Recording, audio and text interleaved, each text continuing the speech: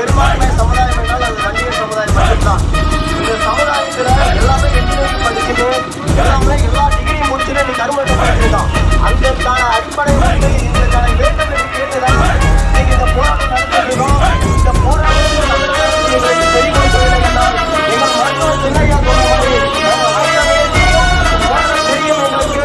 இனியும் நாங்கள் ஆதியாக போராட மாட்டோம். போராட்டங்களுக்கு தெரியும்.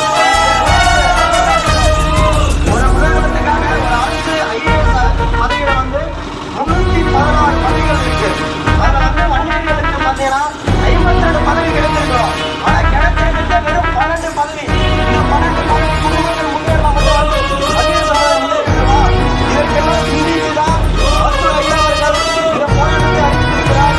மருத்துவர் ஐயாவுடைய காலத்தில் நாம் இந்த போராட்டத்தில் கிடைக்கவில்லை என்றால் இனி எந்த காலத்திலும் கிடைக்காது.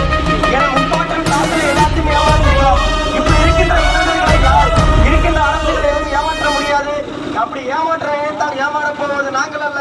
இந்த